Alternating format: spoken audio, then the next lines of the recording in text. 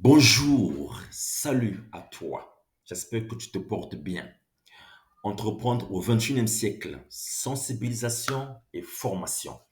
Il y a aussi le plan B. Alors, que verrons-nous dans cette vidéo, les amis? Nous allons voir comment démarrer un élevage de porc en Afrique avec petit budget. Oui, j'ai bien dit petit budget. Êtes-vous prêts? Donc, attachez vos ceintures, ça sera du lourd. Êtes-vous prêts? Alors, c'est parti.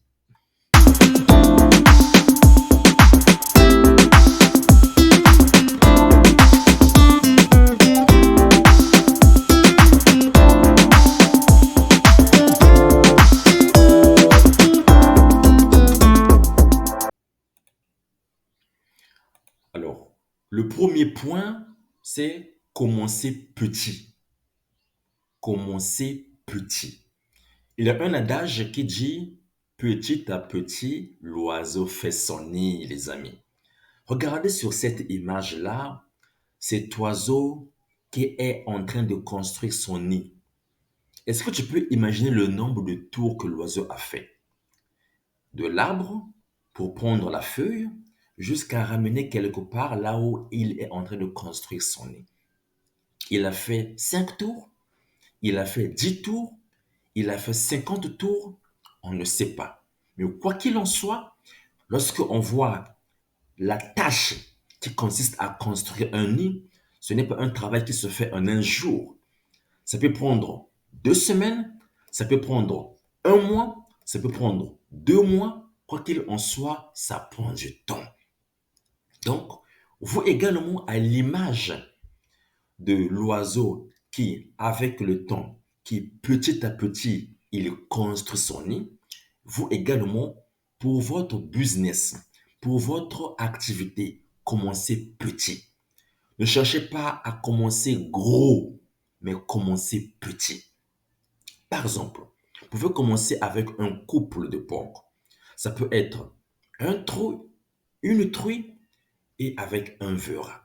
C'est déjà un bon départ. Ou vous pouvez commencer avec 2 truies et avec un veura.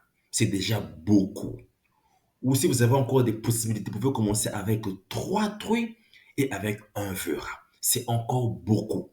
Donc, ne cherchez pas à vous comparer à ceux qui sont là il y a 5 ans, il y a 10 ans, il y a 15 ans, qui ont assez déjà de l'expérience, qui ont assez déjà du capital. Non, vous commencez petit, sachant que vous n'avez qu'un petit budget. Donc, déjà avec un mâle, avec une femelle, donc le mâle c'est le veura, la femelle c'est la truie, c'est déjà beaucoup. Commencez petit, commencez petit. Quel est l'avantage de commencer petit?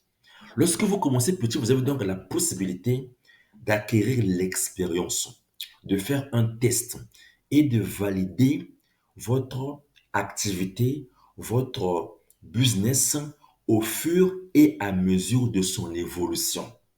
Comme ça, vous allez avoir la possibilité de corriger les erreurs et d'avancer petit à petit tout en maximisant votre retour sur investissement. Donc, toujours commencer petit. Ne pas se comparer aux autres. Commencer petit. Ça, c'est le premier conseil. Le deuxième conseil, choisissez la bonne race. Oui, ne faites pas les choix n'importe comment. Allez-y auprès de ceux qui vendent les porcs. Demandez-leur quelle est la race que vous vendez ici chez vous. Voici les principales races de porcs. Londras, Gascon, Blanc de l'Ouest, Liger White, puis le Noir Limousin, Pietrin. Ce sont quelques-unes des principales races qui existent en Afrique. Maintenant, il arrive que l'on fasse le brassage, le mélange. On peut prendre l'âge white, on mélange avec l'andras. Ça fait un bon mélange. Ou certaines personnes prennent la race locale et font le mélange, font le brassage, font l'accouplement avec l'âge white.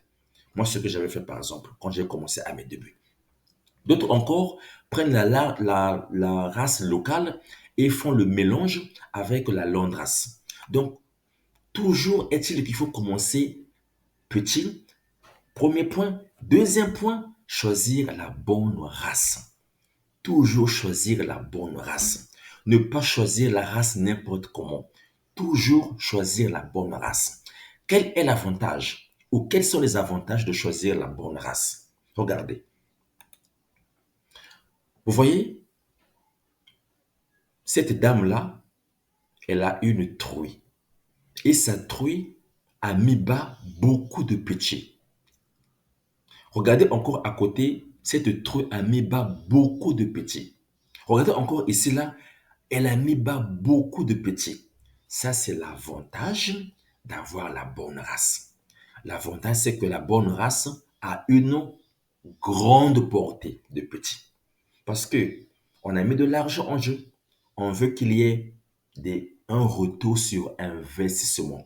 Qu'on ait beaucoup de petits lorsque notre femelle va commencer à mettre bas. Mais le secret, entre autres, choisir toujours la bonne race, les amis.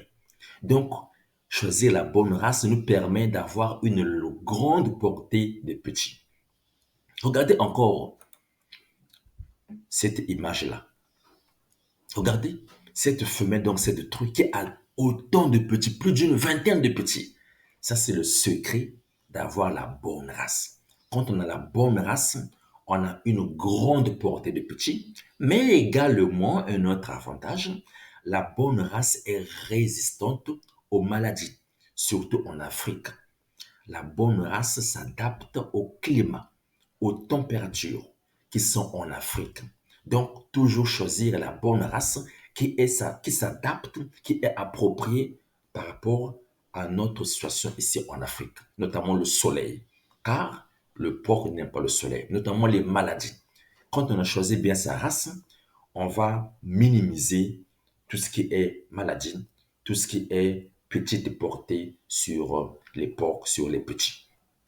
Donc, le deuxième point, on note, choisir toujours la bonne race.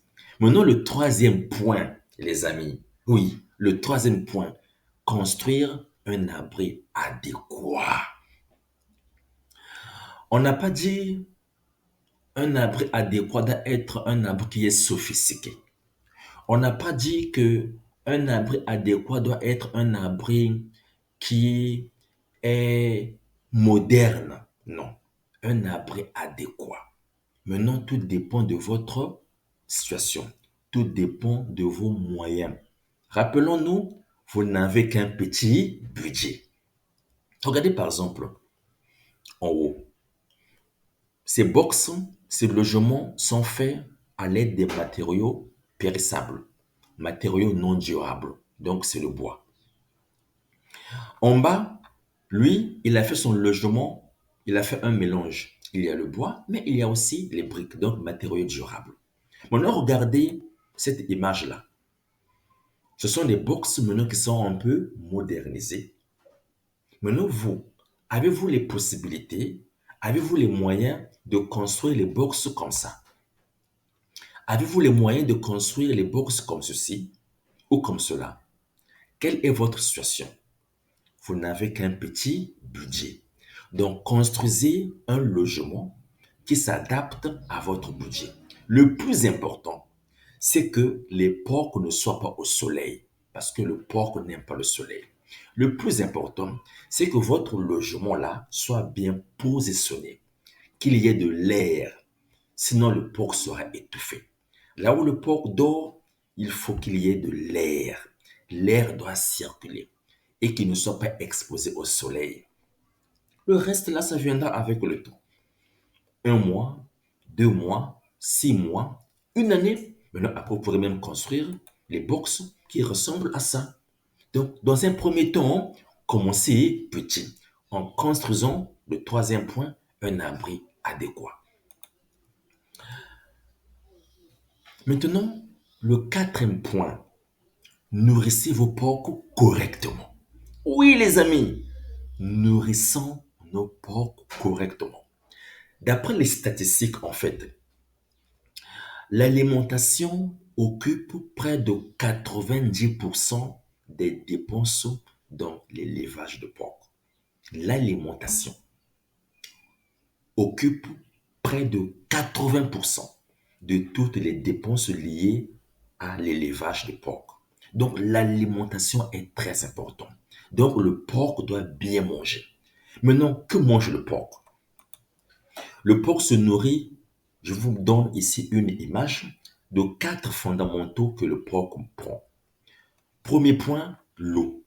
Il faut qu'il y ait suffisamment d'eau dans votre élevage. Le porc boit suffisamment d'eau. Il faut qu'il y ait suffisamment d'eau. L'eau ne doit pas manquer. Tel que vous voyez là, l'eau ne doit pas manquer. En tout cas, c'est strictement interdit que l'eau manque. Le troisième point, le porc mange tout ce qui est, tous les aliments qui procurent de l'énergie, comme le sang, les céréales, le blé, le maïs. Le porc en raffole à gogo. Troisième catégorie, les protéines, les tourteaux, les poissons, tous les aliments qui ont des protéines, le porc en mange. Quatrième catégorie, tous les aliments qui ont des minéraux, comme les coquillages, comme les os. Parenthèse pour les os, ne vous inquiétez pas pour les os. Est-ce que mon porc va broyer l'os là? Est-ce que mon porc aura la capacité de broyer ses os? Ne vous inquiétez pas. La dentition des porcs, ça a été bien construit. Le porc est capable de broyer les os. Pour ça, ne vous inquiétez pas. Pour ça, ne vous inquiétez pas. Le porc a des dents solides pour broyer même les os. Regarde, le porc, il arrive même qu'il puisse broyer le béton. Tu peux imaginer le béton. Entre le béton et le béton de ciment et les os, qu'est-ce qui est plus dur?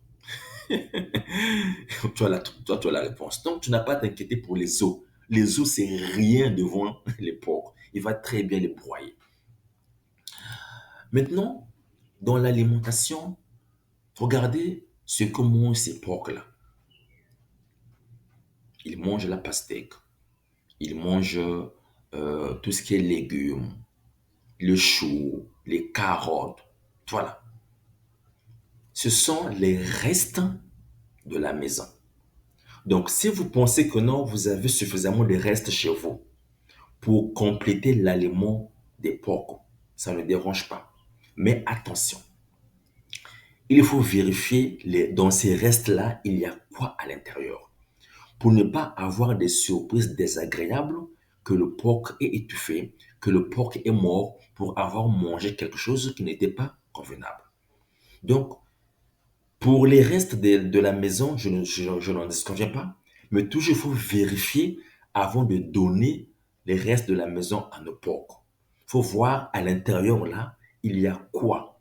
Tout ce qu'on pense que ça, c'est pas bon pour le porc, on met de côté. Et le reste, maintenant, on peut donner au porc pour qu'il mange. L'avantage, ça permettra de réduire les dépenses sur l'aliment. Parce qu'on a dit au début que l'aliment occupe près de 80% des dépenses liées à l'élevage des porcs.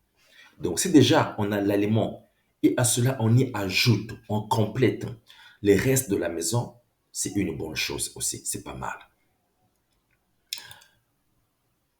Regardez ce que mange ici ce porc-là. Il mange le pain, le maïs. Donc, toujours vérifier à ce qu'on donne à notre porc. Le porc doit manger correctement.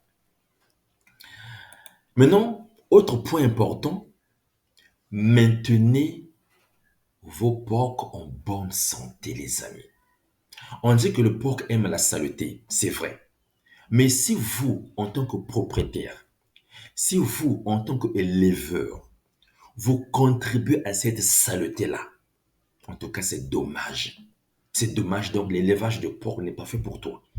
Change d'élevage, change de métier, change de business. Regarde cette personne, ce monsieur-là, qui est en train de nettoyer là où vivent ces porcs-là. Regardez la saleté qu'il y a là.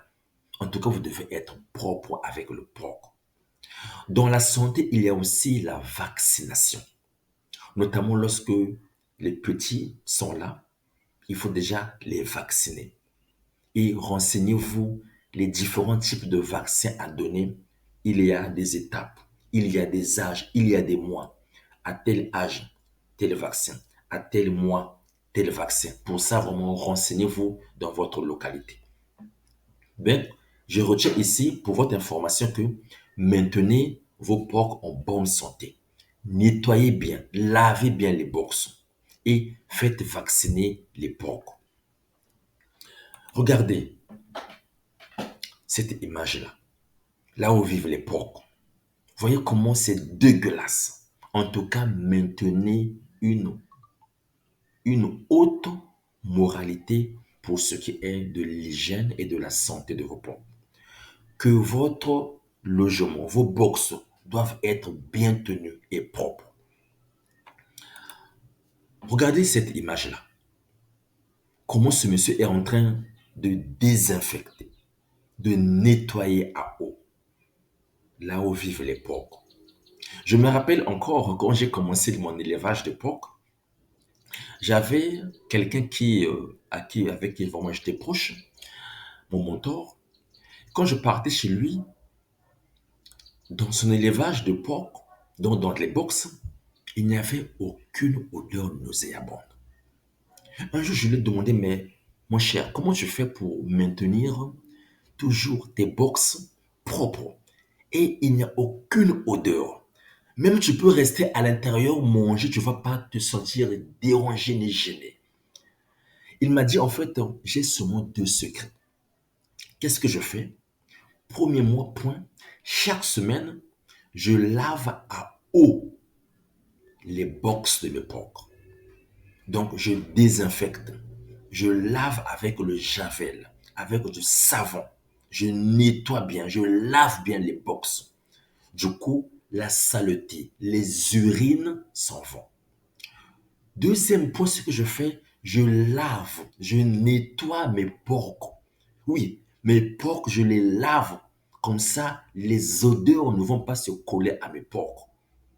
Ah, c'est ce que tu fais. J'avais copié. Moi, également, j'ai commencé à faire la même chose. Je vous en parle parce que c'est pour vous dire que ce n'est pas un péché, ce n'est pas mauvais de laver, de nettoyer ses porcs. Oui, quand c'est possible à votre niveau, nettoyez vos porcs. Ils sentiront toujours bons, toujours propres. D'ailleurs, le porc aime de l'eau. Et aussi, bien nettoyer, bien laver, bien prendre soin de là où vivent les porcs. Regardez ici, là. Regardez ici. Ce porc-là, à votre avis, est-ce qu'il est en bonne santé? Est-ce qu'il est bien nourri? Est-ce qu'il est lavé? Est-ce qu'il est propre? Regardez là où vivent ces porcs-là, en bas là. Que dites-vous? Est-ce que c'est bien tenu? Est-ce que c'est propre? Est-ce qu'ils sont en bonne santé? À vous de répondre. Regardez encore ici là. Regardez, regardez. Est-ce que c'est propre? Regardez en bas. Regardez en haut. Regardez ces images-là. Est-ce que ces box-là sont bien tenues? C'est à vous de voir. L'idée, c'est quoi derrière? Il faudra que là où vivent vos porcs, ça soit bien tenu, ça soit propre, ça soit nettoyé. Attention avec les excréments des porcs. Si possible, passez toutes les 30 minutes, toutes les 60 minutes pour voir dans quelle box là où il y a des excréments et enlevez-les. Dans quelle box là où il y a des urines et enlevez-les. Pourquoi? Parce que lorsque ces urines-là et ces excréments font toute la journée l'odeur, oui, les mouches vont commencer à venir. Ce ne serait pas intéressant. Donc, si c'est possible à votre niveau, repassez. Faites des tours pour enlever les excréments, pour enlever les urines. Comme ça, vous allez maintenir toujours vos porcs en bonne santé, les amis. Maintenant, pour terminer, conseil final. Vous voyez cet arbre-là? Ça vous dit quelque chose? Voyez ces feux-là, ça vous dit quelque chose? Ce tabou-là, c'est très important dans un élevage de porc. Pas seulement le porc, hein, même ceux qui élèvent les moutons, même ceux qui élèvent les poules. Ce tabou-là est très important. Il s'appelle le moringa. Oui, le moringa, c'est un arbre qui est recommandé dans tout élevage. Non seulement il se mange par le porc, donc dans votre aliment de porc, vous prenez les feuilles de moringa, vous les mettez à l'intérieur, c'est très bon. Mais aussi, il joue le rôle d'antibiotique et de vitamines. Est-ce que vous voyez ça? Donc, avec le moringa, vous allez dépenser moins. Parce qu'on se rappelle, vous n'avez qu'un petit budget. Donc, on minimise les charges, on minimise les dépenses. Le moringa, si c'est possible, à votre niveau, plantez-le. Il va vous aider à réduire les charges. Même, il va contribuer à ce que votre élevage soit toujours en bonne santé parce que il y aura le moringa qui va réduire les maladies, qui va réduire tout ce qui est problème inutile. Le moringa joue le rôle d'alimentation, joue le rôle d'antibiotique, joue le rôle également de vitamines. C'est très important, les amis. Alors, tous ces points-là réunis vont vous permettre donc de commencer votre élevage avec un petit budget en Afrique. L'élevage de porc, c'est possible. On peut le commencer petit avec les moyens que nous avons, mais à condition de mettre un certain nombre de choses en place pour avancer petit à petit, comme petit à petit, l'oiseau fait sonner.